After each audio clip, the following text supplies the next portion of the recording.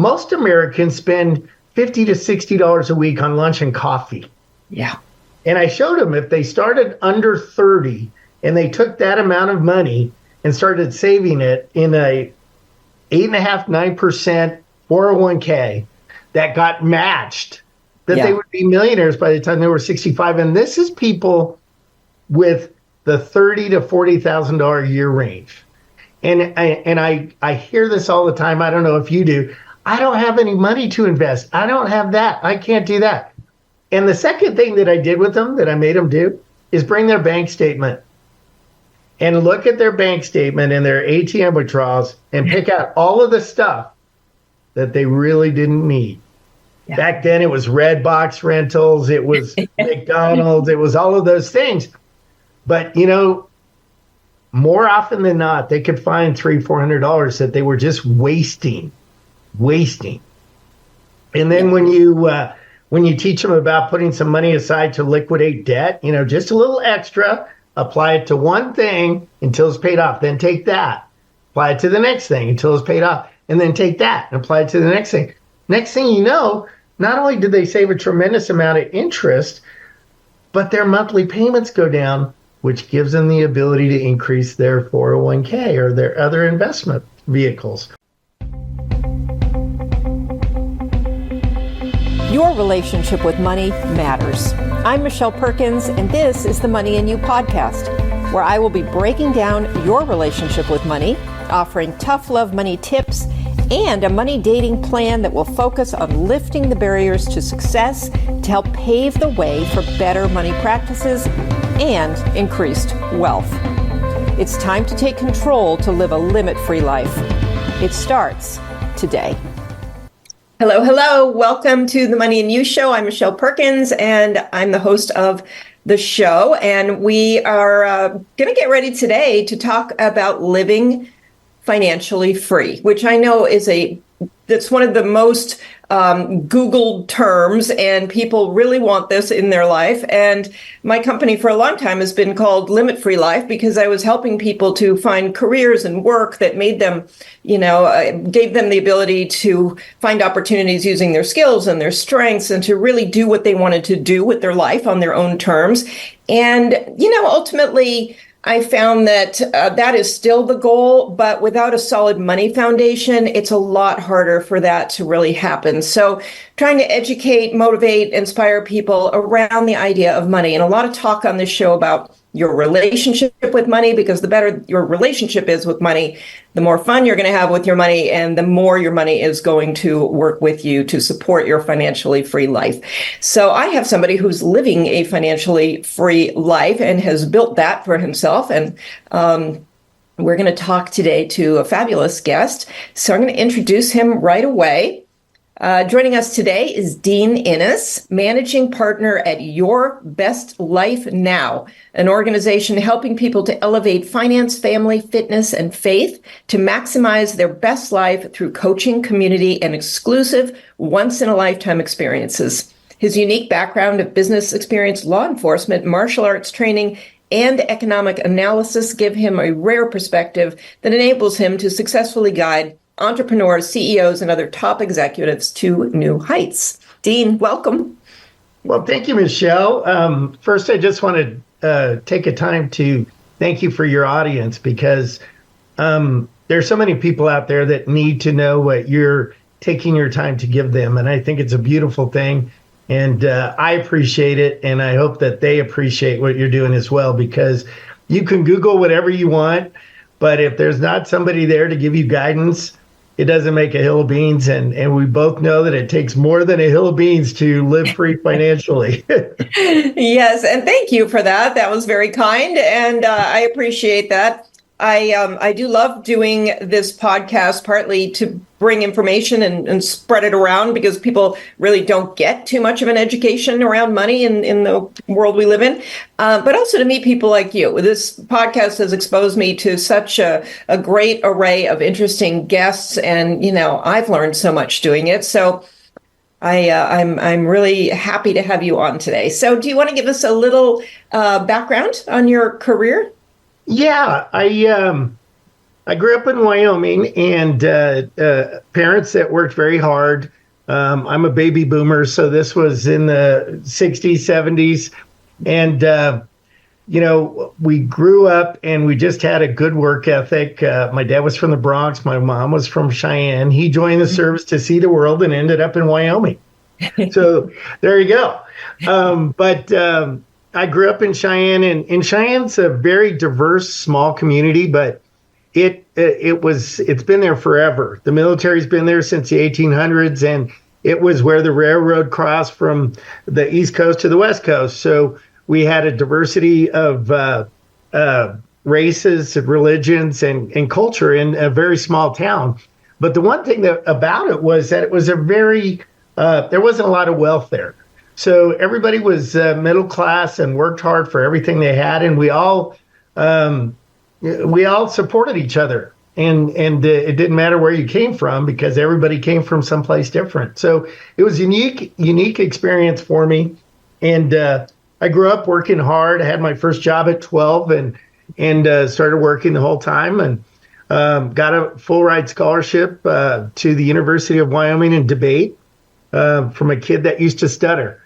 It's just that my dad and my mom, whenever you had a problem, you had to face it right on. And so I decided to get on the speech team in high school and ended up getting a full ride debate scholarship. So got to travel, got to do some wonderful things, learned a lot about the economy and how things work, had a great education. And when I got out, I wanted to be in law enforcement in the FBI. Well, when I graduated from college in 1985, we had a real recession. I know Obama called the last one a great recession, but no clue. we had 11% unemployment, 13% inflation, and 17% mortgage rates. And the government had a hiring freeze, all of which people haven't seen in a long time. Yeah. So it was tough when I got out, and I wanted to be in the FBI, and they weren't hiring. So they said, go local law enforcement. The sheriff there was a retired special agent in charge, so it seemed like a good choice. I spent my first year, I went to the academy, did all that, graduated top of my class. Then I started working for about $15,000 a year and got shot at a couple of times. And I thought, there's got to be a better way to do this. And so I ended up in banking with my degree in economics, went to work for a very large bank. And because I felt the need to serve my community, I ended up doing the law enforcement thing on weekends and at night as a reserve for free. So the money wasn't good enough when I did it full time. So what did I do? I did it for free. But, it was an amazing experience. I got to help my city, got to help a lot of people. And law enforcement gives you insight into a whole bunch of different types of people. Mm-hmm. And I'll always be grateful for that being exposed to me. Then I really immersed myself in lending, did that career for about 15 years. And what really changed my life and brought me to the subject matter of living free financially is my dad. He was a wonderful man. My mom, wonderful woman. They were typical Americans. He got out of the service, went to college. He became an architect planner, opened his own business. And him and my mom, he did fairly well. Him and my mom traveled and did some stuff and enjoyed life, but they were typical. They didn't put anything away for their future. They didn't plan. And my dad got cancer at 50. And we were about 21 years apart. So he fought a really strong battle, and he passed away at 57. Wow. And so my mother didn't have a lot. She didn't have any debt, but didn't have a lot. So I was just very lucky that I was able to help, and my brother was able to help take care of her and still do. But it really changed my life. It made me look at my life and say, people don't plan for what could happen. And I decided I didn't want my family to be left the way my dad left my mom. And so I started planning very early to have choice. And I think one of the things that you talked about in your podcast is, helping people find the best job for them and helping them have that limitless lifestyle because they love where they're at. Well, I took it a step further. I decided that I didn't want to be dead at desk, and I didn't want my family to ever want for anything if something did happen for me. So to me, it was a very organized change, and because of the martial arts that I studied all of my life and some of the other things I went through, I was very disciplined. So I set up strategies. I started with making sure my 401k was fully funded. You know, all the stuff that we can do as Americans that are at our steps. And it's amazing to me because I'm an economist and I did research, and only 30% of the population participates in a 401k. And a lot of those employers not only provide it, but they match it. So you and I both know if you participate in it, you're not going to miss the money. And if they match it, you make, 100% return on your money immediately, plus another 20 to 25% or 30%, depending on the tax bracket you're in, because you reduce your taxable income. So that's one thing I started to do. The next thing I did was, as I was making bonuses, I paid off everything. I became debt-free.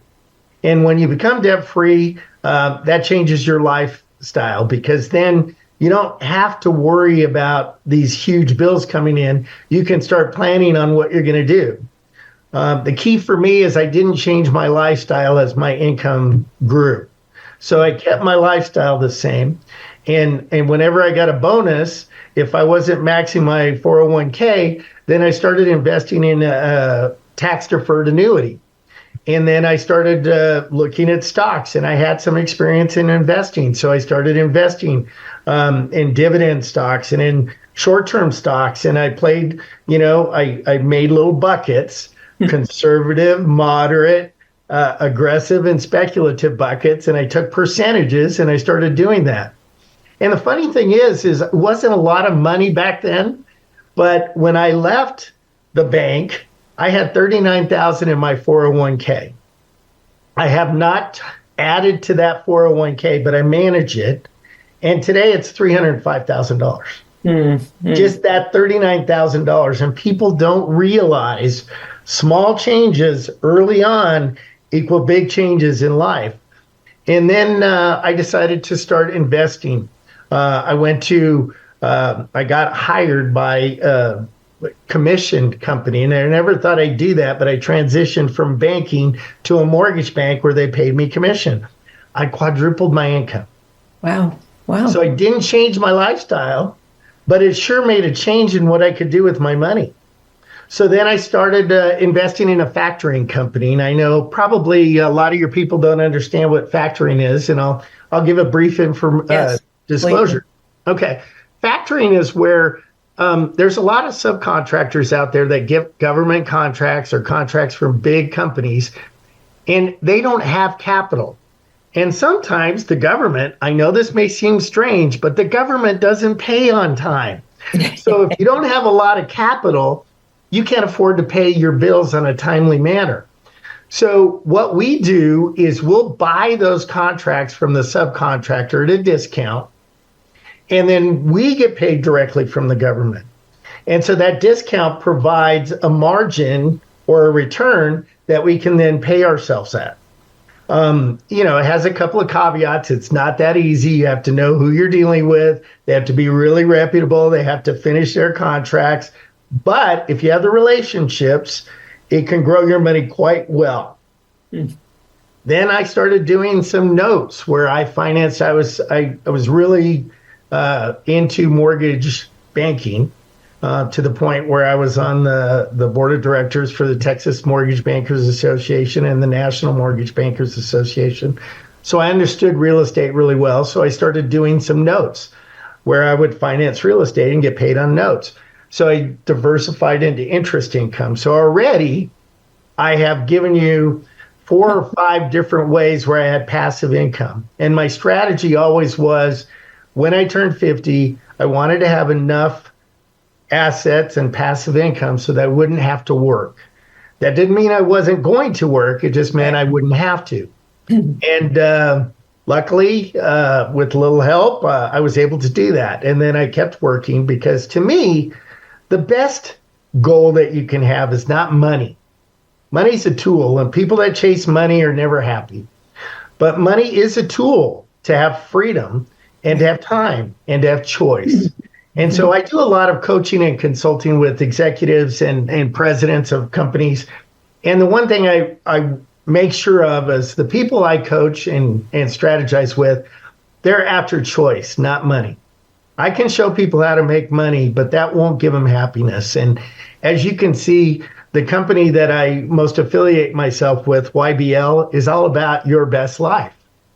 And that's what we do, and that's what I believe in. And I have the luxury of not having to make a lot of money doing that. I do that because I really enjoy it, and I love working with people that want to do those types of things that we talked about. So that's a little bit of a little start.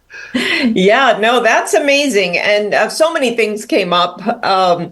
One, the starting early is so crucial, but it's such a hard one to get across to younger people. It was hard for people to get it across to me, but boy, the time factor is so in your favor when you're young. If you start embarking on this, that is one thing that I think kids have a little bit of an advantage of today, because, in my day, it was harder to learn about what you could do. These days, everybody's learning finance from YouTube. So, and from some...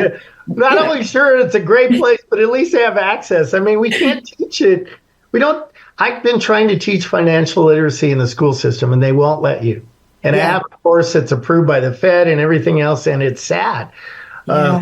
But, when I ran a large mortgage bank and I had 85 employees, one of the things that I did to reach them is because when I saw that there was only 31% participation, I decided to make sure that I was going to change that. So I started teaching our employees with seminars. And one of the things that I told people was, hey, look, 3% of your paycheck will not result in a 3% reduction in your income, because part of that you're going to have in tax savings. I said, but most Americans spend $50 to $60 a week on lunch and coffee. Yeah. And I showed them if they started under 30 and they took that amount of money and started saving it in a 8.5%, 9% 401k that got matched, that they would be millionaires by the time they were 65. And this is people with the $30,000 to $40,000 a year range. And I hear this all the time. I don't know if you do. I don't have any money to invest. I don't have that. I can't do that. And the second thing that I did with them, that I made them do, is bring their bank statement and look at their bank statement and their ATM withdrawals and pick out all of the stuff that they really didn't need. Yeah. Back then, it was Redbox rentals, it was McDonald's, it was all of those things. But, more often than not, they could find $300-400 that they were just wasting. And then when you teach them about putting some money aside to liquidate debt, just a little extra, apply it to one thing until it's paid off, then take that, apply it to the next thing until it's paid off, and then take that and apply it to the next thing. Next thing you know, not only did they save a tremendous amount of interest, but their monthly payments go down, which gives them the ability to increase their 401k or their other investment vehicles. So I used to give people those types of advice and structure so that they could see it, because I think what we run into a lot of is Americans, we can say that Americans are smarter now, but they're really not. I mean, the bottom line is the top 10% of income earners is what, $129,000 a year? Interesting. And when you have a family and a house payment with an average payment on a house of $280,000 to $300,000, and you have a car payment and you have a kid, all of a sudden that amount of money doesn't seem really large. Right. And the top 1%, what do they make? $457,000. And so I mean, it's really, we hear a lot of people and we see a lot of people on TikTok and they all claim to be millionaires, but I know the numbers. The numbers are the numbers. And most people, when they retire, end up either having to work or having a much lower lifestyle. Mm-hmm. And I really believe that it's education, but also choice and discipline. It does take a little discipline. Yeah, that's a great point. I mean, absolutely. The discipline is a huge, huge part of it. And I think it's hard for people to be very disciplined when they're a little confused about the whole topic anyway. So, it's simpler when it's other things. Maybe it's exercise or something. But when it comes to money, it feels like this big, vast world of things you're not understanding. And so, but to your point, discipline is huge, and it is starting early, getting in the habits, and that's another relationship kind of point. When you're in a good relationship, you usually do have some habits that kind of nurture or benefit that relationship in some way, and keeping that going is important, and being consistent is important. And unfortunately, money kind of, there's this weird, if I have the right job and the right education, that'll sort of just magically translate into money being generated and built, wealth being built. So we don't necessarily put together the parts the steps we have to take and the discipline around that. So I think that's a great point. Well, and one of the things that I do teach is discipline, and I teach it in a way that's really associated with goals. And that everyone in America has dreams. And I hate the term dream, because dream is something that people never put something to. And we have 330 million dreamers, not just the ones that they talk about on TV. And so to me, I always say, it's not a dreamer that's going to be successful. It's a dreamer that can articulate the dreams, then put it on paper, then become accountable to those dreams, and then be disciplined. So there's a few steps to get there. And one of them, the discipline piece, I learned, like I told you, I've been in the martial arts for 40 plus years. I studied 5 different styles. I fought full contact karate for 10 years. Oh. And what I really learned is that I can punch to within an eighth of an inch of any target anywhere that I want. And everybody goes, oh, that's great. That's great. But it really isn't. It was a million punches. Mm-hmm. It didn't just happen. It was a million punches. It was practice. It was decision. It was desire and paying the price. Mm-hmm. And what happens to most Americans is they get to that goal setting and they go, okay, this year I'm going to do that. And the resolutions start and I'm going to do this and I want to do this. And then by the 18th of January or the 21st of January, it's gone. Right. And one of the tidbits I could pass along today, since we don't have forever and I could talk forever, one of the tidbits I could pass along today is something I learned when I studied discipline and the Navy SEALs look at. And this would be the most uncommon thing that you would think of from both the Navy SEALs and a martial artist. And it is called there's usually, I teach 9 steps of discipline, but the last one is forgiveness. Mm-hmm. And people never associate that with discipline. And I'll tell you why it's so important. In America, we have temptations, we have all of these things. And so when you're doing discipline, you remove temptations, you give yourself evaluation periods, you ask yourself 4 questions, you do all of these things, but we all trip up. And when we trip up, what happens to most Americans is they say, see, I knew I couldn't do it. I couldn't do it. I can't do it. I can't stay on the program. I can't do this. And what we teach people, and what is so critically important, is that's going to happen to everybody. Mm. But if you look in the mirror the next day and you say, you know what, I shouldn't have went to that restaurant and ate last night. I spent too much money, ate too many calories, and I shouldn't have done it. I know I can't stay. Instead of that, you say, you know what, I shouldn't have done it, but I'm not going to do it next week. What can I do better? I'm going to avoid driving by that restaurant that I love so much. I'm going to take a different route. I'm going to do that. And I'm going to be happy with the fact that I put it in my rear view mirror and I got back on my horse today. That forgiveness gives you the ability to let go, not beat yourself up, but get right back on so you can get your trajectory right. You and I know that nothing happens instantly. There's always course corrections. I teach 4 questions, right? What did I do right? First thing, always focus on positive. What did I do wrong? Look at the mistakes you made. What am I going to change? And I think most people stop there. I'm going to make a change. But the 4th question is the most important one, and that is, what do I anticipate is going to happen from that change? Mm-hmm. And what that forces you to do is look at the ramifications of the change. Look for some empirical backing. Did this work for something else? Where can I see it work so that your change is better? And then we have better course corrections. So not only can we forgive ourselves, but we make a better choice when we're looking for the next step. And it helps us get to the goal because, it's tough. Yeah. Yeah. Wow. That is great. I love the frameworks you're providing because we need that. We can't just kind of go all over. And those 4 questions, those are great journal questions. I'm a big morning journaler, and those are terrific questions to ask yourself daily, really. As you were talking, I'm thinking of something that my daughter slipped up on that she was all upset about. And I'm like, oh, she needs to ask these questions every day. Well, we forget that everybody fails, and it's an easy way to go if you have a support group that says, oh, it's okay. You know what? We love you as you are. That doesn't help you reach your dreams.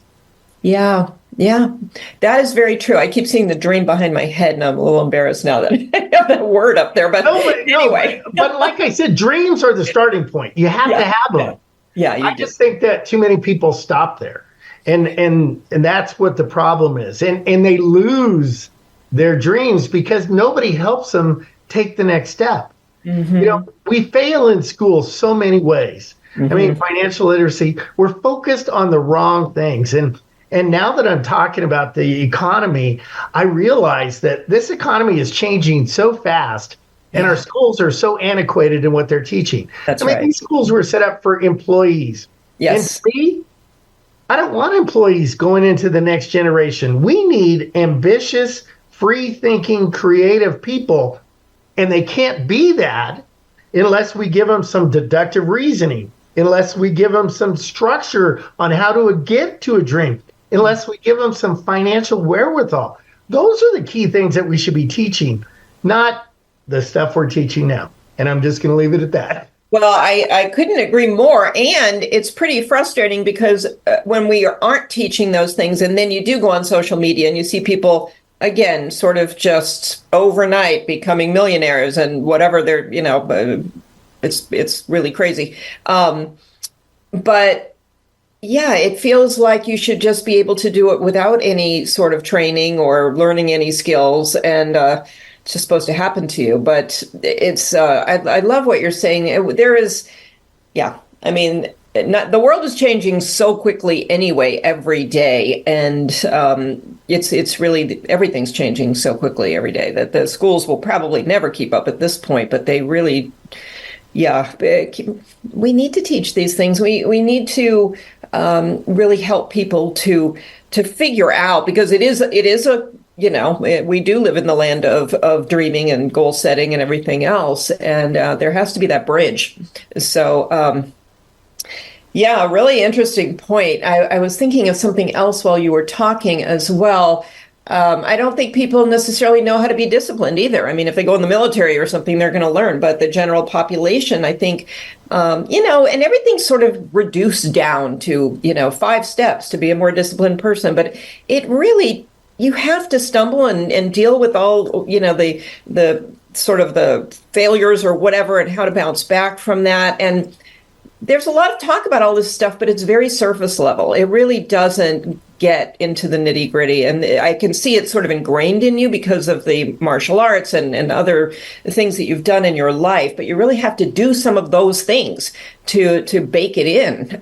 It's not. You have to stumble. I really believe that. I mean, there are lucky people. I'm not one of them. But there are some lucky people that I know that just, they wake up and they're genius and they could do this stuff. And I'm more like the normal guy. I had to go through some challenges. I had some real challenges when I was younger, and it made me stronger, but I learned from them so I could help others. And the beauty of what I get to do now is I had good mentors, and I really was able to, because of things that happened to me, articulate what steps not only work for me, but could be translated to others. And I think that's such that's why I thank you for what you're doing, because just sharing moments like this, people can garner that it's not a quick fix, that it does take some action, but that the reward is there. One of the things I did, I was speaking in front of 450 people, and we were talking about discipline. And one thing, another tidbit that I could give you is I asked people in the audience who has discipline, and you would know that 60 or 70% of them raise their hand. I picked the three most put together women. And when I say that, I mean the makeup, and they looked dressy and they looked smart. And I brought them up to the stage that raised their hands, and they said, yeah, we have terrible discipline. We can't do anything. And I said, I said, how much time does it take you to get ready every morning? And all three of them said 45 minutes to an hour. And I said, you do that every morning? They said, well, with the exception of maybe Saturday. And I said, okay. I said, why do you do that? She said, because the way I look is something I'm comfortable with. I feel much better about myself. I do that. And I said, I've been teaching discipline for a long time, and that strikes me as what I teach. Yeah. And what she said was, yeah, I can do this here, but I can't do it anywhere else. And I said, you know what the key issue is for most people is connecting the dots from what they don't like to do to where it gets them. And when you connect the dots and you say, I don't like to do that, but I love it because it's going to get me here. It's just like, I don't like brushing on the makeup, or I don't like doing can you tell I had a mom and two older sisters and have been married for 26 years? I know what they do, right? They do all of those things, and they don't enjoy it. No. But they enjoy the result. Yeah. And so they connected the dot from not enjoying this to the result. And really, that's the key for discipline, right? Knowing that sometimes you get a blotch on your makeup and you got to start over, or knowing sometimes you run out of something and you're not looking exactly right, or you have to dye your hair. All of those things are components of discipline. They sound really superficial, but it's the same structure. It's just that when I decided after my dad died that I did not want my family to be there, I made the connection from what I was going to do for the next 20 years to the payoff. And every time I made a step, even if it was small, I took a moment and celebrated it. Yeah, that's because huge. If we don't celebrate those little things, we're not going to get to the big thing. Yeah, and so many people are so hard on themselves. It's like, I mean, my son is one of them. I'll point out something, an accomplishment, but it's in his mind, it wasn't big enough to actually celebrate. It wasn't, it was just a milestone step to the real goal, so you don't get to celebrate until that. That's a big mistake that I think we've been brought up on. Yeah, what we need to teach him is, hey, you don't have to have a party. Yeah. Just take a moment and say, wow, that's one step closer. Yeah. Yeah. That's one step closer. That's a celebration. That applies so well to money too, because a lot of it is really tiny, little, small steps. And, it's remarkable where that will get you if you take them, especially if you take them early. But But sometimes it doesn't feel like a big enough deal either. I mean, if you can only pay $20 towards your debt, you should be, but you might just think, where's that going to get me? It's only $20, but so it's a mind game. It is. You got to connect that dot, and it's all right here. And I teach strategic negotiations because I used to negotiate $150 million contracts. Mm. And in the first place you have to start when you're negotiating, you have to negotiate with yourself. I had to decide that I wanted to be better when I was doing the martial arts. And I had great instructors, but they didn't let me slide. It's like, that's not good enough. And, if I took it outside, it would look great. But in there, based on where I wanted to be and where they knew I should be, it wasn't good enough. So you have to have that balance, right, of pushing forward and acknowledging. And now, they did acknowledge there it would be the next belt, right? And you'd celebrate the belt. But you know what really killed me? And you're going to laugh. Everybody thinks a black belt is the thing, right? Oh, I got a black belt, karate. You know what my instructor did? In one of the styles, the first style, I got a black belt in. He said, congratulations. Now you're ready to learn. And that was one of the most impactful statements that I ever heard. It was like, I did all of this. And he said it not in a negative way. He said so positively, now you're ready to learn. Now your mind's open a little bit. Now you can understand things differently. Just like when we go to high school, to college, or when we get married and you've been married for a while, you have a different growing understanding. Mm-hmm. And celebrating all of those things, just knowing that it's a time for me to appreciate where I'm at, even if it's $20 a month. At the end of the year, that bill is less. I teach people credit cards. I said, if you're going to use credit cards, take a credit card, use it for everything that you buy. And if it has a good rewards, let's say it's 3% cash back, and you pay it off every month, that's $2,000. You pay zero interest. But at the end of the year, you have another $750 in your rewards. And if you use that, and you put it away for 10 years, that's going to equal $18,000. Wow. And that's just one way that you didn't have to pay for that you made money. And you do a little tweak on your car insurance.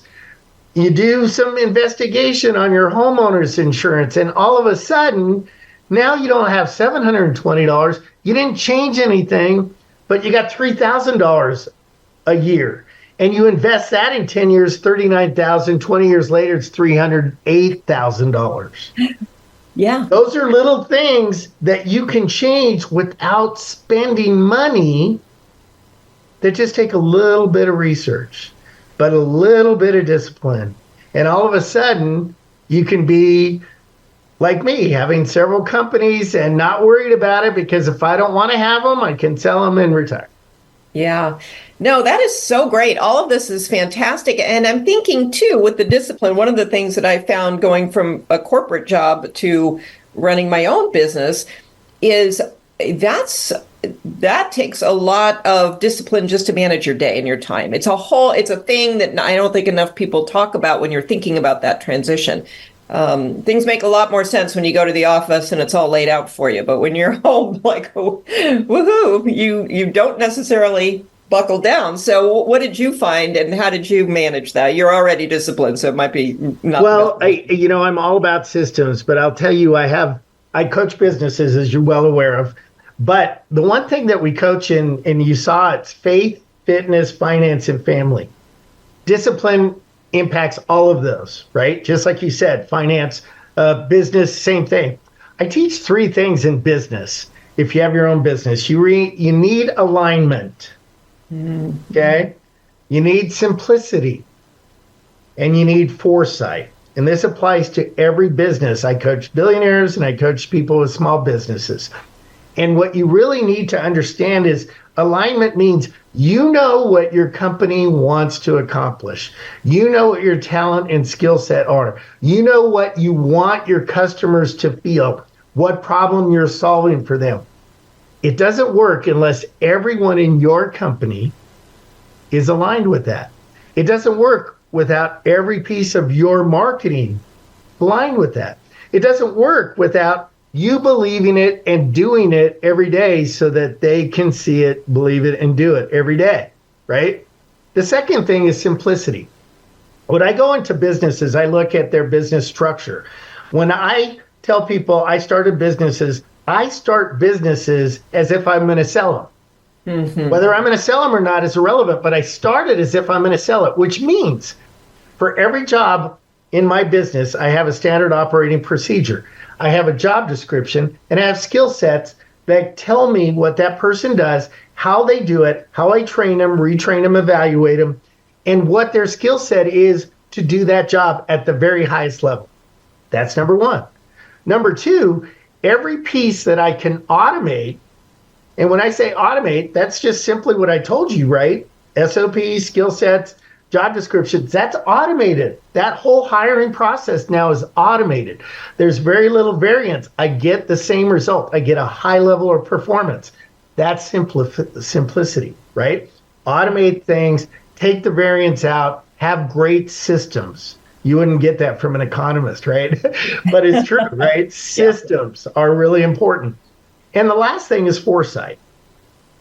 Foresight requires some discipline too, because you have to look 2 years out and then 5 years out.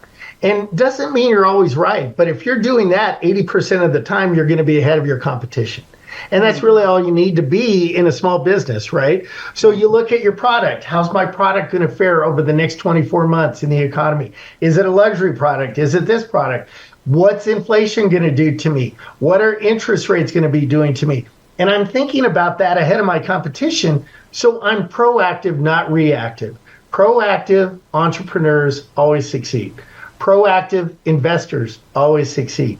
Proactive fitness people always succeed. They're not waiting for something to tell them.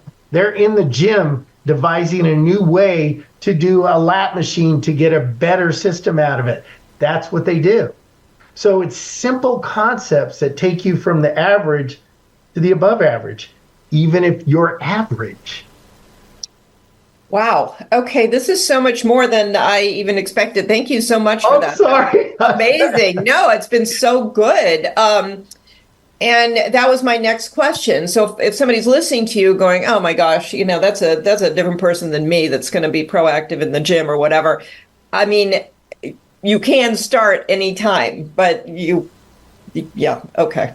Well, I'm over 60. And let me ask you this. Do you think I have pretty high energy level? Yeah. Okay. And you know how I have high energy level? I work out twice a day. Yeah. And I work out twice a day. I used to love exercise, right? I used to love it. I don't love it anymore.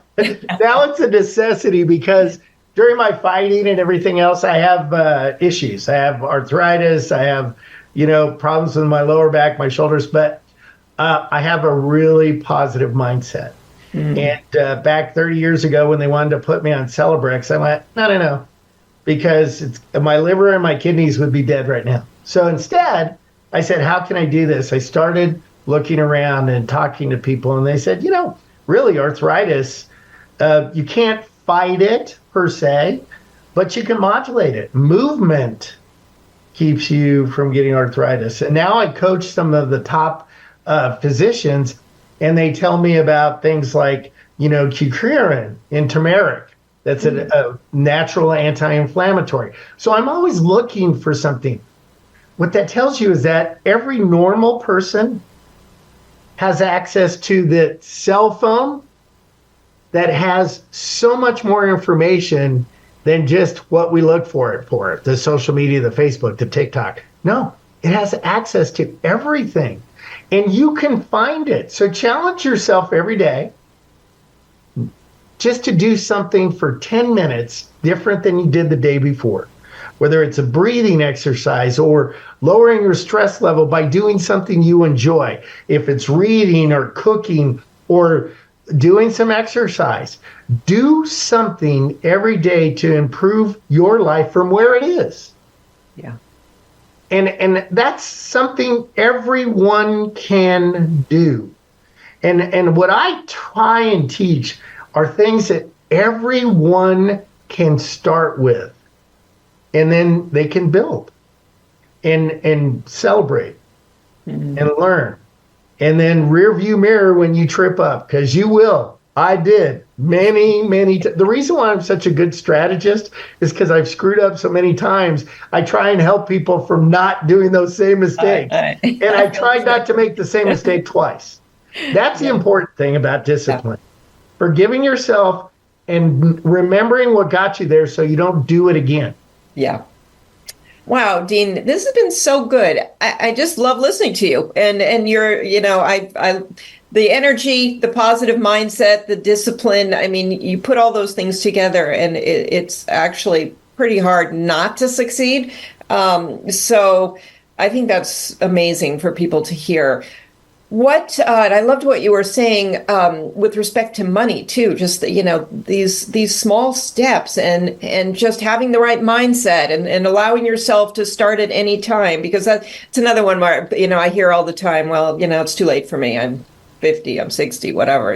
My opportunity for money is over.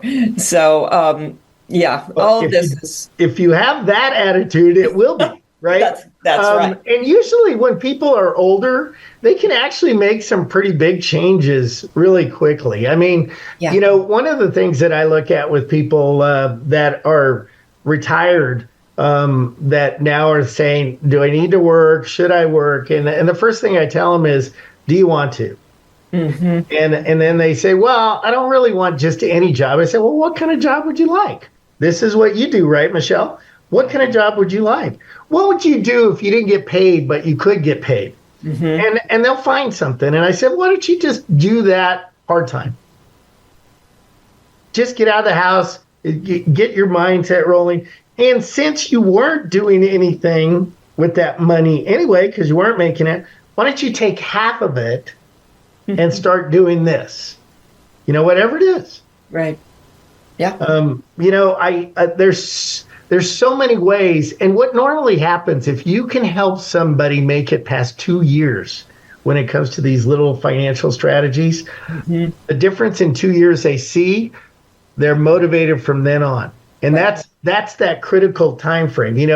I listen to people all the time and they say, oh, discipline, it's been proven 26 weeks and you have that. And I'm like, no. I said, no, I still trip up and I still have to get back on it.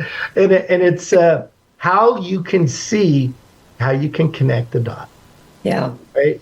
From that thing that you didn't like to do to that thing that's really cool. Like, for somebody that's retired, hey, all you have to do is make enough money in the next 2 years so that you could go to the Bahamas for 10 days and not put it on a credit card. How nice would that be?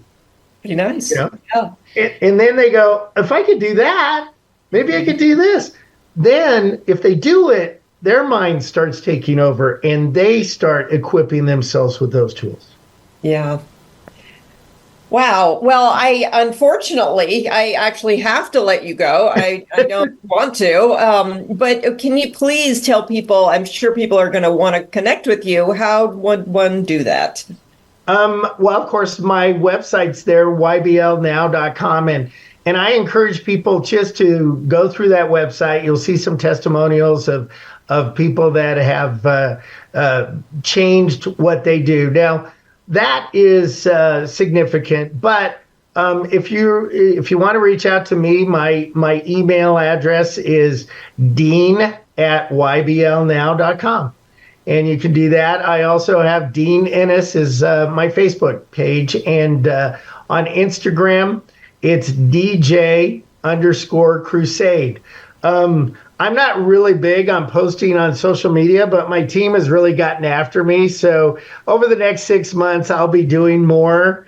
They say I could be doing more in public. And so I'm going to try that. And that's why I'm here with you, Michelle, because they seem to think that maybe I should do some more of this. I agree. You're extremely fun to listen to and also full of amazing information. I mean, this has been a great conversation. So I'm going to have to check out, go move on here. But I just have loved talking to you. So thank you so much for taking your time and, really helping out our audience. And I mean, it was a wide array of topics, all of them super valuable. So Well, thank you. Michelle, thank you. And I'm sure you feel the same way. If we help one person, man, today was such a great success. So thank you for giving me that opportunity. Thank you for what you do.